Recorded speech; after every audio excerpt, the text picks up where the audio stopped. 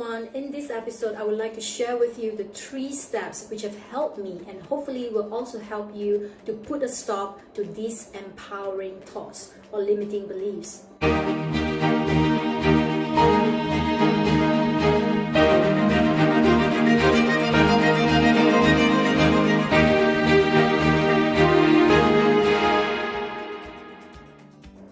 Please remember to hit the subscribe button to get notified of new episode coming out every single week. And now back to the video. Think about a time when you doubted yourself, when you felt demotivated as such you're not taking action, and progress seems slow and difficult and maybe at times impossible. As such, you felt frustrated and even uncomfortable in the process.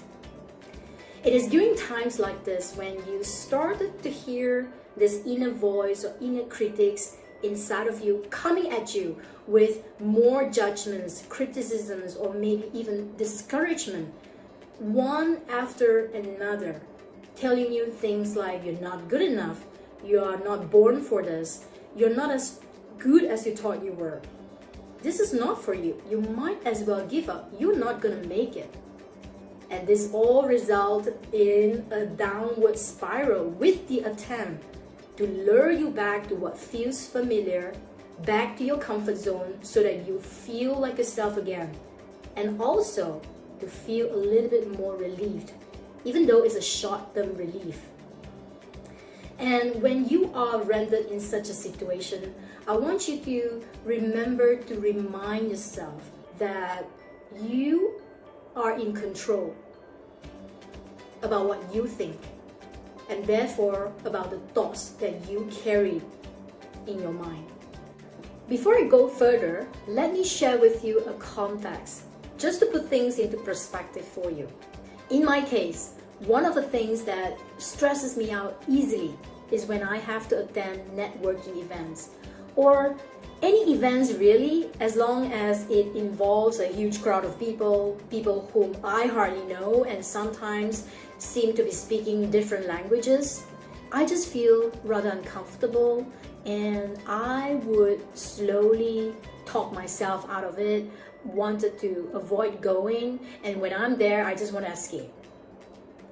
Okay, so here are the few common thoughts or suggestions and the litany of excuses that I gave myself. I would tell myself things like, I don't have anything brilliant to say. What if I can't keep conversations with people and people appear disinterested in what I have to share or say?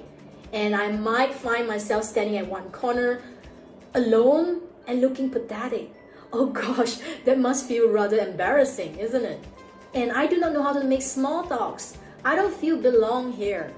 People don't enjoy my company. I just want to go home. I want to feel relieved like right now. And sure enough, I would have left the scene in no time, and probably nobody even cared to notice that I was even there briefly before. So these are the things that really stresses me out. It makes my heart and my mind race every single time and just stress me out unnecessarily. If you ask me if I would want to be great at being able to navigate such a social setting, absolutely. I would definitely want to do that. But what I didn't understand back then was how to deal with the disempowering thoughts that I have. And therefore, it just kept happening again and again, time after time, in my experience. So here's my point. Our thoughts create our reality, which is the way how we experience the world around us. We pick up the stimuli from our environment through our 5 senses. So what we see, what we hear, what we smell, what we taste, and what we touch, from which we interpret and create meaning. Beliefs are essentially thoughts that we rehearse over and over again with certainty and conviction, which will prompt us to behave in a certain way in that particular moment. And now when we believe things to be true, we tend to find evidence in our surrounding to further support and strengthen the beliefs that we carry. And this is called confirmation bias. Our behavior then will help us to decide the action that we are going to take that will eventually create the outcome or the circumstance we call our experience. So, in a nutshell, remember this. First, we make our beliefs, and then our beliefs make us. And now that brings me to the 3 steps that I am about to share with you on how to stop your disempowering thoughts or limiting beliefs. As such, you will learn how to deal with them more effectively. So step number 1, pay attention. Develop awareness on the story and things that you're telling yourself at any given moment. You don't even have to label them as good or bad thoughts, right or wrong thoughts as such. You just simply pay close attention to the thoughts as they come and notice how they make you feel. It may seem a little laborious and exhausting at the beginning, but trust me, this step is key. This is the prerequisite towards initiating any change that you want for yourself. Because you can't change or transform much of anything that you are not even aware of, right? So in this case, you may choose to just slow down. Take a pause from the things that you're doing or you're busy with and deliberately tune in to what's going on inside of you and also around you. You may choose to just breathe a little bit calmer and deeper, and you may want to also write down the thoughts as they pass through your mind and really look at them in front of you, like really stare at them, and you might just be surprised at what you have captured. It is in those moments of awareness that we begin to notice and to understand clearly if the thoughts that we have are actually serving us, doing us any good, or just simply otherwise. From there, you can then consciously decide to either stay where you are or just do something differently to improve or change the situation. Step number 2, reverse the disempowering thoughts, or what I would like to call flipping the script. Now think about this. If downward spiral does happen, and for the fact that we can choose what we think, is it fair to suggest that the upward spiral is just as valid in the opposite and a more favorable direction? I think it is. So just as how we can stack on the negative things that we are telling ourselves one after another, we can also choose to focus more on telling ourselves the more positive and empowering ones. So for examples, instead of saying that I have nothing brilliant to say, you could say, I always have something brilliant to say. Another example, instead of saying that I can never do this, you could say, I will and always manage to find a way. So you must train and develop and also discipline yourself. Really develop the discipline of adopting the more empowering suggestions over time for yourself. Now, this might not come easily, or it might not work smoothly at first, especially when you're not used to the idea of praising or complimenting yourself. But it does not mean that you can't make a ritual out of it, make a habit out of it, and choose to be kinder and more compassionate towards yourself. Now, in this case, the choice of words that we use can represent the power and influence on us and the subsequent actions that we choose to take.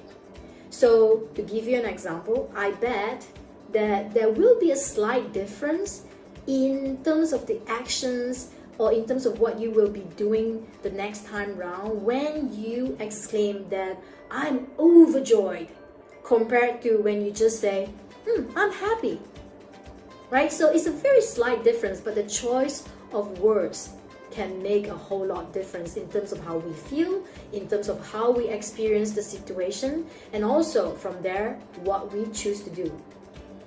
So another way to consider is also to keep a log of all the positive and wonderful experience that you have had in your life, so that over time you can have and develop that instinct to flip the script more naturally when the time calls for it, and keep motivating yourself to stack on the wonderful experience that you have had before, one after another.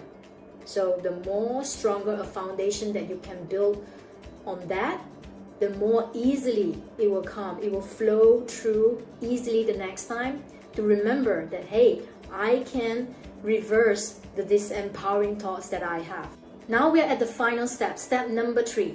Perhaps you already know what I am about to say, and that is, keep on practicing steps number 1 and 2 with consistency.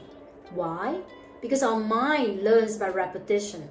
The first step in creating any changes is always the hardest. But as you follow through with practice and intention, things will become easier and more natural as well after a while. So you want to keep at it.